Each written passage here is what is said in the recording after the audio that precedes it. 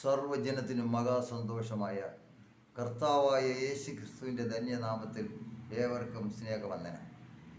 കഴിഞ്ഞ ദിവസം പറഞ്ഞ ഭാഗങ്ങളുമായി ബന്ധപ്പെട്ടുള്ള ഭാഗങ്ങളാണ് ഇപ്പോൾ ഉദ്ധരിക്കുവാൻ പോകുന്നത്. അതായത് ദൈവം തൻ്റെ പുത്രനെ ലോകത്തിലേക്ക് നൽകിയത് മനുഷ്യരോടുള്ള സ്നേഹം കൊണ്ടാണ്.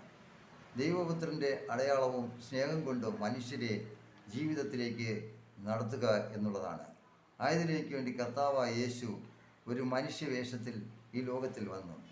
ഈ മനുഷ്യരുടെ ജീവിതത്തെ ധന്യമാക്കുവാൻ വേണ്ടി കാൽവരിയിൽ കുരിശിൽ യാഗമായ കർത്താവ് പരിശുദ്ധാത്മാവെന്ന ദൈവിക ദാനം നമുക്ക് നൽകിയിരിക്കുകയാണ്.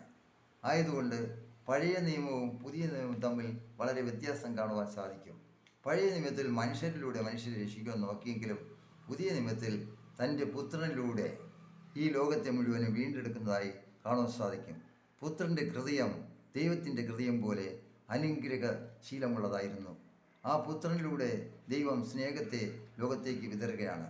ദൈവസ്നേഹത്തിൽ മനുഷ്യർ ജീവിക്കുവാൻ തുടങ്ങിയതുകൊണ്ടാണ് ഇന്നത്തെ ഈ അത്ഭുത സ്വാതന്ത്ര്യം ലോകത്തിലേക്ക് ഉണ്ടായിരിക്കുന്നത്. കർത്താവായ യേശുവിൻ്റെ വരവിന് മുമ്പ് ഇതുപോലെയുള്ള സ്വാതന്ത്ര്യം ലോകത്തിലേക്ക് ഉണ്ടായിരുന്നില്ല. വേദപുസ്തകത്തിലെ വചനങ്ങളുടെ സ്വാതന്ത്ര്യം നമ്മെ വളരെ സ്വാധീനിച്ചിട്ടുണ്ട്. ആയതുകൊണ്ട് വചനത്തിലൂടെ നാം ജീവിക്കേണ്ടതാണ്. ദൈവവചനം കാലിന് ദീപവും പാതയ്ക്ക് പ്രകാശവുമാണ്. നന്മയുടെ പാതയിൽ നടത്തുന്ന ദൈവത്തെ നാം എപ്പോഴും അറിയണം.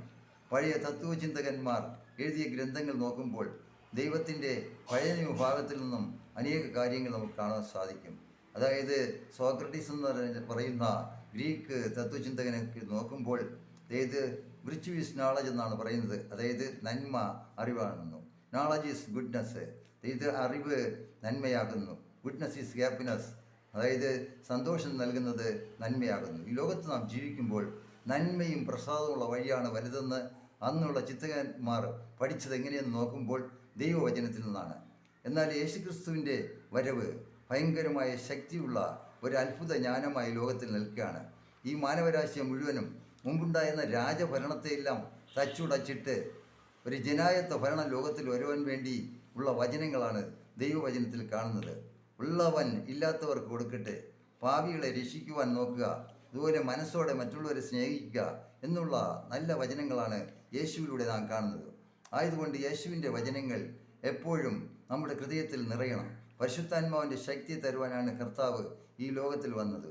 ആ വഴിയിൽ നാം ജീവിച്ചാൽ മാത്രമേ ഈ താൽക്കാലിക ലോകത്തിൽ നിന്നും സ്ഥിരതയുള്ള ഒരു ലോകത്തിൽ എത്തിച്ചേരാനുണ്ട് സാധിക്കുകയുള്ളൂ. അതിനുവേണ്ടി ഈ ദുരിത പെരുങ്കടലിൽ നിന്ന് കരകയറ്റുവാൻ വേണ്ടി ദൈവവചനം എപ്പോഴും നാം ശ്രവിക്കേണ്ടതാണ്. യേശുവിലൂടെ ഉള്ള അത്ഭുത പ്രവൃത്തികൾ നോക്കുക. സർവ്വജനത്തിനും മഹാസന്തോഷം. ദീനക്കാരെയും ഹീനന്മാരെയും സൗഖ്യമാക്കുന്ന ശക്തി, സ്വർഗവും ഭൂമിയും തമ്മിൽ ബന്ധിപ്പിക്കുന്ന ശക്തി, മരിച്ചവരെ ഉയർപ്പിക്കുന്ന ശക്തി, മരണത്തെ ജയിച്ച യേശു മനുഷ്യനെ ലോകത്തിൽ ഒന്നുമില്ലായ്മയിൽ നിന്നും ശക്തി നൽകി മരണത്തിൽ നിന്ന് വീണ്ടെടുത്ത് നിത്യജീവനിലേക്ക് ആക്കുന്ന ശക്തി, യേശുവിൻ്റെ ഉയിർപ്പ് മരണത്തെ ജയിച്ച ശക്തി എന്ന് നമുക്ക് മനസ്സിലാക്കാൻ സാധിക്കും. യേശുവിൻ്റെ സ്വർഗാരോഹണം സ്വർഗീയ വാസസ്ഥലത്തേക്ക് നമ്മെ നയിക്കുന്ന ശക്തിയായിരിക്കുമ്പോൾ, വീണ്ടും വരവ് ദൈവമക്കളെ ചേർക്കുന്നതിനുള്ള അനുഗ്രഹ ശക്തിയായിരിക്കുമ്പോൾ, ഈ ലോകത്തിൻ്റെ ശക്തികളെ കണ്ട് ഈ ലോകത്തിന് അനുരൂപമാകാതെ നന്മയും പ്രസാദമുള്ള ദൈവ വഴികളിലൂടെ മനസ്സുകുതിക്ക് രൂപാന്തരപ്പെടേണ്ടത് അത്യന്താപേക്ഷിതമായ അവസ്ഥയാണ്. ഈ ലോകത്തിൻ്റെ പോരാട്ടം നോക്കുമ്പോൾ സത്യവും അസത്യവും തമ്മിലുള്ള പോരാട്ടം, നീതിയും അനീതിയും തമ്മിലുള്ള പോരാട്ടം, ഇരുട്ടും വെളിച്ചവും തമ്മിലുള്ള പോരാട്ടം, നന്മയും തിന്മയും തമ്മിലുള്ള പോരാട്ടം. ലോകം മുഴുവൻ ഉണർവിൻ്റെ കാന്തി വീശുവാൻ യേശുവിൻ്റെ വചനങ്ങൾ നോക്കുക. ഈ ലോകം തരുന്നതെല്ലാം നശിച്ചു പോകുന്നതായിരിക്കുമ്പോൾ സ്വർഗത്തിലേക്കുള്ള വിരൽ ചൂണ്ടുന്ന ദൈവം കർത്താവായ യേശുവിൻ്റെ സ്വർഗാരോഹണത്തിലൂടെ നിത്യജീവൻ്റെ കവാടങ്ങൾ തുറന്നിരിക്കുമ്പോൾ ലോകം ഒരു പരീക്ഷണശാലയാണ്. കോടാനുകോടി പരീക്ഷയുള്ള ലോകത്തിൽ വിജയമായി പ്രാർത്ഥനയിലൂടെ യേശുവിൻ്റെ വചനങ്ങളും നീതിയുടെ വചനങ്ങളിലും മനുഷ്യഹൃദയങ്ങളിൽ കടന്നു കയറി മനുഷ്യരെല്ലാം തുല്യരാണെന്ന മകനീയ സന്ദേശം ഒരു വിപ്ലവകാരി കൊടുക്കുന്നത് പോലെ ക്രിസ്തു എന്ന വിപ്ലവകാരി ലോകത്തിന് ആത്മീയ ചലനമായി നൽകിയിരിക്കുമ്പോൾ ആ യേശു ക്രിസ്തുവിൻ്റെ വചനത്താലെ നാം ജീവിക്കണം. ഈ ലോകം മുഴുവൻ നേടിയാലും ആത്മാവിനെ നഷ്ടപ്പെടുത്തിയാൽ ഒരു ഫലവുമില്ല. അതിനുവേണ്ടി നാം ജീവിക്കണം.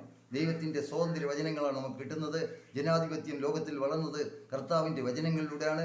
രാജാക്കന്മാർ വളരെ അടിച്ചു പിഴിഞ്ഞ് മനുഷ്യനെ തകർത്ത ലോകത്തിൽ വളരെ ശക്തിയായി ദൈവം നമ്മെ നടത്തുമ്പോൾ രാജകീയ ഭരണമെല്ലാം തകർത്ത് ജനായത്വ ഭരണം കൊണ്ട് ആത്മാവിൻ്റെ ജീവൻ നൽകിക്കൊണ്ടിരിക്കുമ്പോൾ, സഭകളും സമൂഹങ്ങളും വളരുവാൻ സഹായിച്ചുകൊണ്ടിരിക്കുമ്പോൾ, ഇന്ന് വീർപ്പുമുട്ടിയിരിക്കുന്ന ഈ ലോകത്തിൽ എല്ലായിടത്തും ഈ നൂറ്റാണ്ടിൽ 21-ാം നൂറ്റാണ്ടിൽ ദൈവവചനം എത്തിക്കൊണ്ടിരിക്കുമ്പോൾ, തിരുവചനം എത്തുന്നത് അന്ത്യകാലത്തിൻ്റെ ലക്ഷണം നിറഞ്ഞ് മനുസ്മൃതിക്ക് രൂപാന്തരപ്പെട്ട് ജീവിക്കുവാൻ ഓരോരുത്തരെ ആഹ്വാനം ചെയ്തുകൊണ്ട് കർത്താവിൽ നാം സ്വർഗത്തിലേക്ക് പോകുവാൻ വളരെ തയ്യാറെടുപ്പ് നടത്തണമെന്ന് പറഞ്ഞുകൊണ്ട് വാക്കുകൾ നിർത്തുന്നു. ആമേൻ. സ്തോത്രം.